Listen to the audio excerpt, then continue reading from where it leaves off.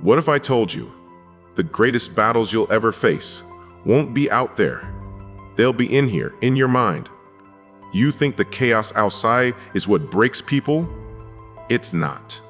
It's the chaos inside, the panic, the fear, the racing thoughts. Life doesn't ask for your permission to hit you. It just hits. The relationship falls apart. The business fails. The pressure rises. And before you can breathe, you're spiraling. But listen to me carefully. Calm isn't something you're born with. It's something you train for. And if you don't train now, then when life falls apart, you will too. So today, I want to show you how to train your mind to stay calm, even when everything else is in flames. When stress hits, your body changes, your brain changes.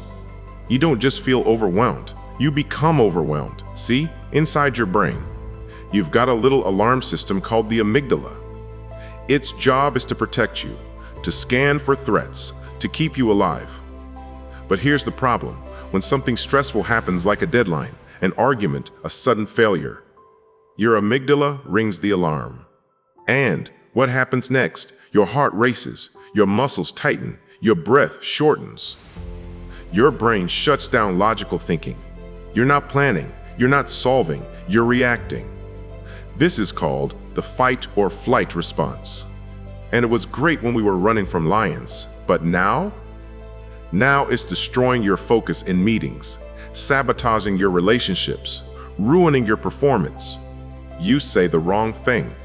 You sent the wrong email. You make the wrong move, not because you're weak, but because your brain was hijacked. But here's the good news. You can take control back. You can retrain your brain to stay calm. And when you do, you move from reaction to response, from panic to power. And that's when everything begins to change. Let me tell you a story that might sound a lot like your own. Her name was Emma. Driven, smart, always in control. She had a good job. People respected her. But inside, she was living under constant pressure. Emails never stopped. Deadlines stacked like bricks on her back.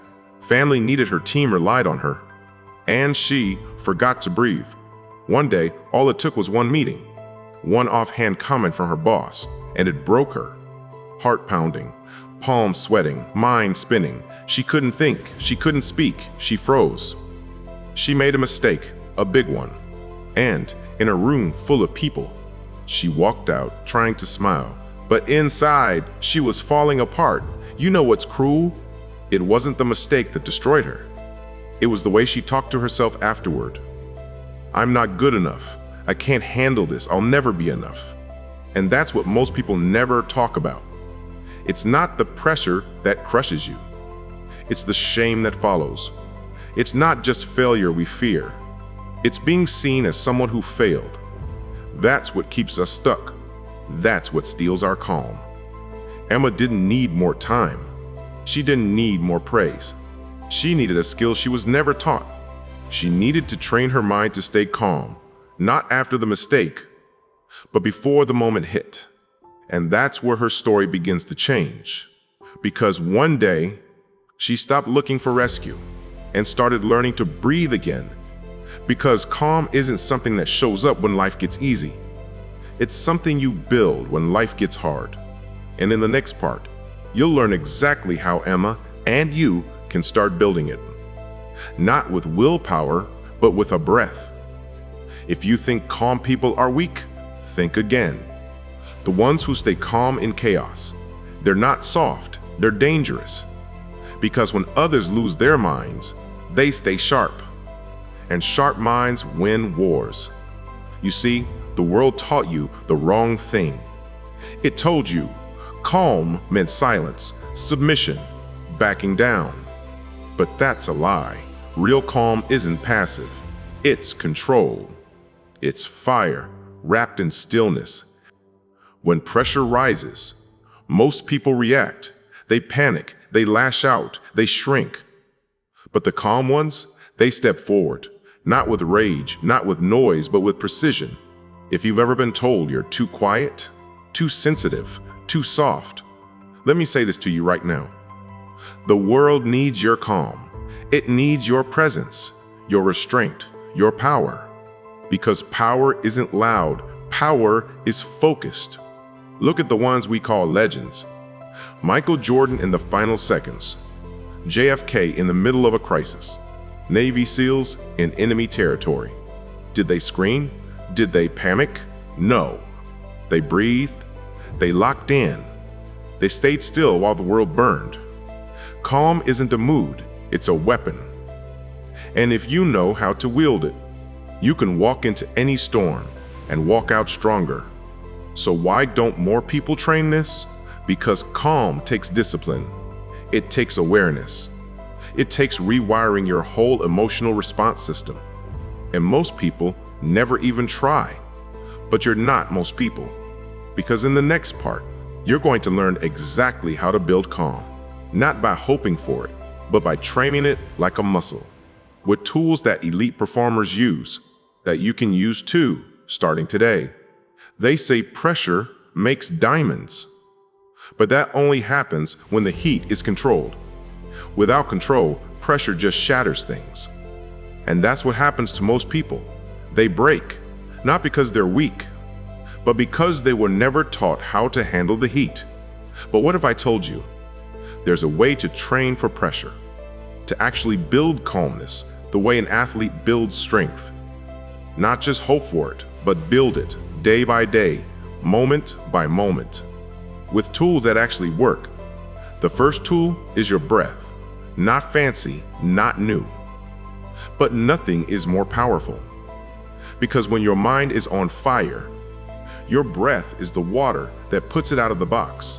Breathing in for 4, hold for 4, out for 4, hold for 4. Simple. But it brings your body out of chaos and back into clarity. Try it right now. 4 seconds in, hold. 4 seconds out. Hold again. Feel that? That shift? That's your nervous system calming down. That's your brain coming back online. That's you taking back control. The second tool is meditation. Forget the stereotypes. Meditation isn't about emptying your mind. It's about taking ownership of it. It's sitting down, breathing, and watching your thoughts without letting them drive you 5 minutes a day.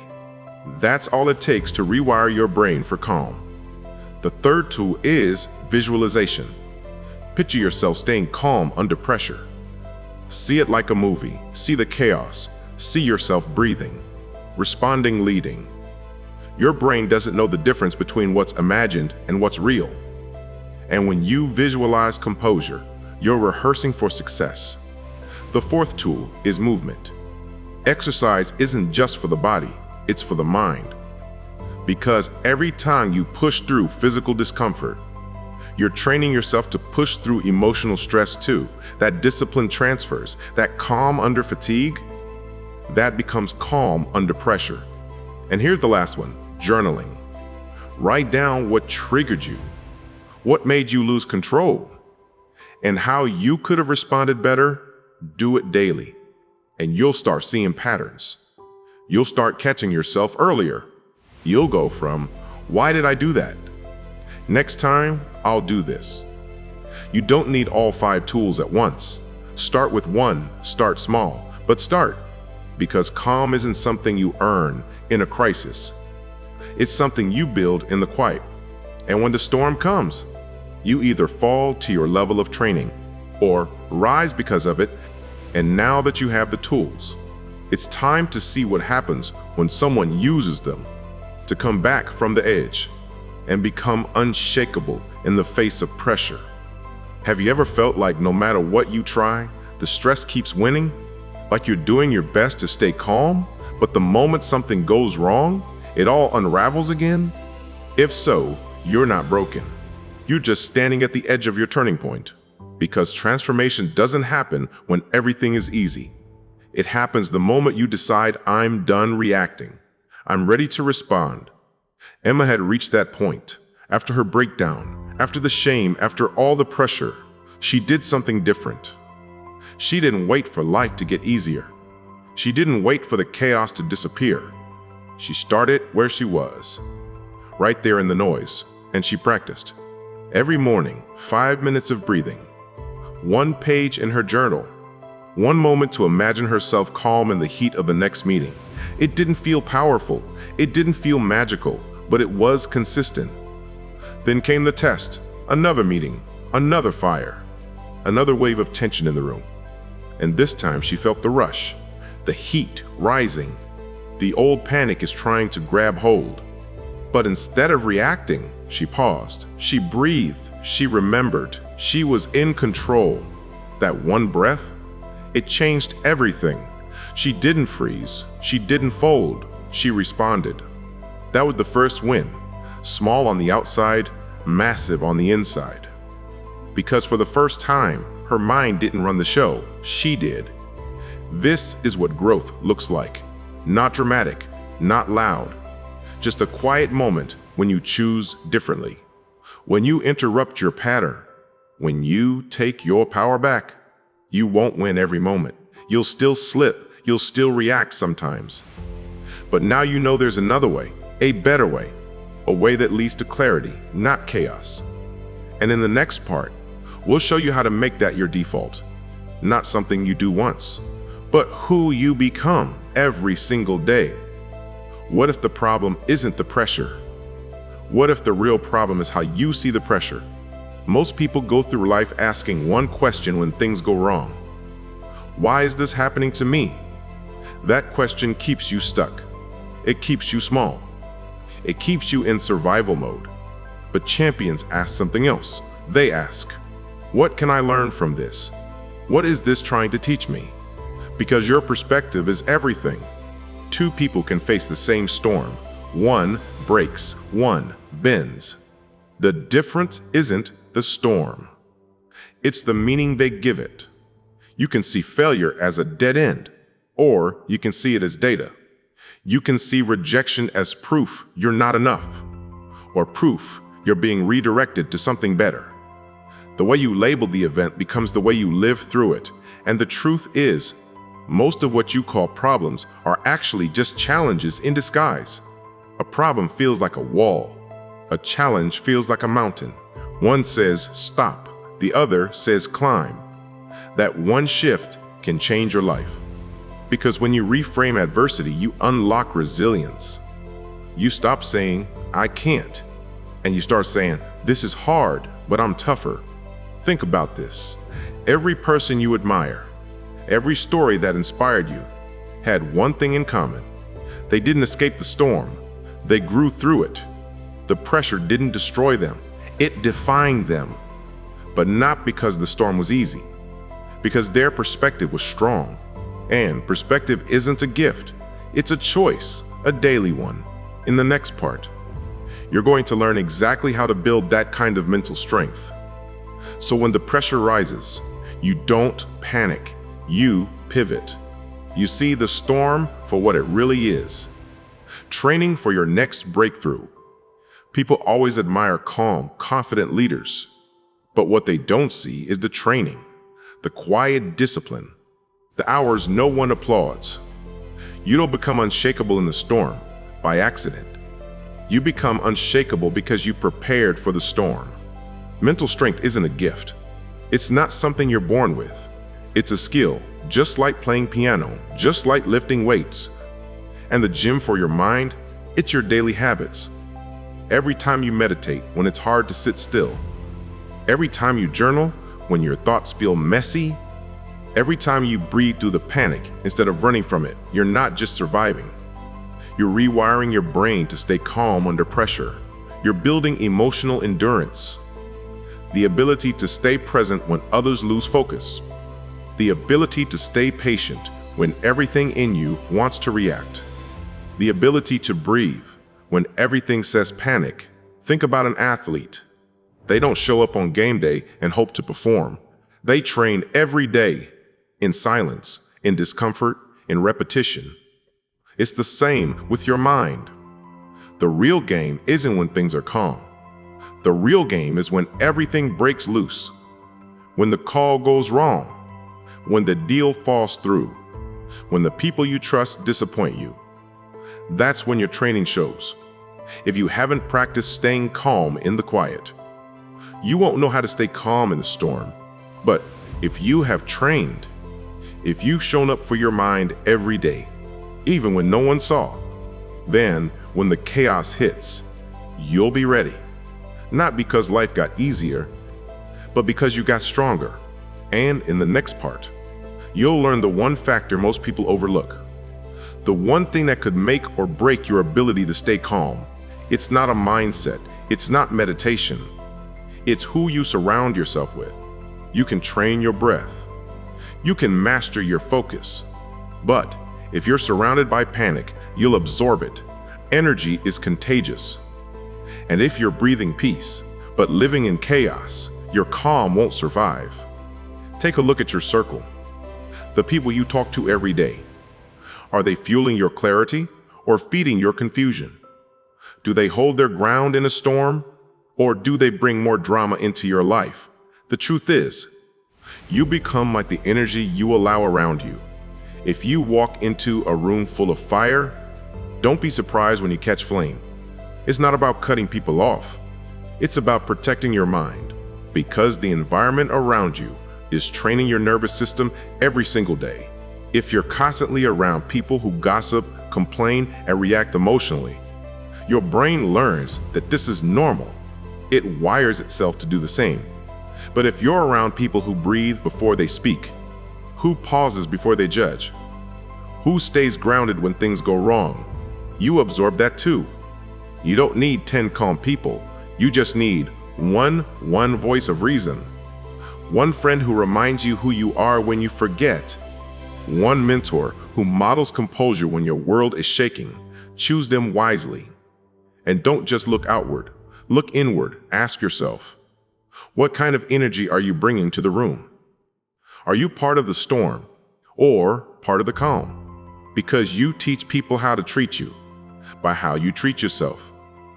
And when you start living calmly, you give others permission to rise with you. In the next part, we'll pull it all together, because it's not just about staying calm once. It's about becoming the kind of person who walks through life grounded, no matter what chaos is waiting around the corner. Some people wait for life to get easier, for the storms to pass, for the world to calm down. But here's the truth. The world won't calm down for you, so you must become the calm within it. Because the storm isn't the enemy, it's the test, the mirror, the invitation to rise, to reset, to lead. You've learned the tools, you've heard the stories, you've seen what happens when reaction takes over, and what becomes possible when calm steps in. But this isn't about a single moment of control. It's about becoming the kind of person whose default setting is power, whose natural response is presence, whose first instinct is clarity, not chaos. And that kind of person isn't rare. They're just trained. Every deep breath you take, every pause you practice, every morning you sit in stillness, you're building the foundation. You're becoming the one who doesn't fold, the one who holds steady when the world wobbles, the one whom others look to when they're lost. That's who you're becoming, not by luck, not by waiting, but by deciding. You don't need to be fearless. You don't need to be perfect. You just need to breathe, to pause, to choose again. And you will slip, you will snap sometimes, but now you know the way back. And that's what makes you unstoppable. So the next time life pushes you to the edge, and your heart races, and your thoughts scatter, remember this. You've trained for this, you've prepared for this, and now you lead. Because calm isn't something you find, it's something you become. And the world doesn't need more noise, it needs more peace. And it starts with you, one breath, one choice, one storm at a time. You've got this. You've made it to the end. But this isn't the end, it's the beginning. Because now, you don't just know the path, you've walked it. You've felt the pressure, you've heard the noise, and you've chosen something different.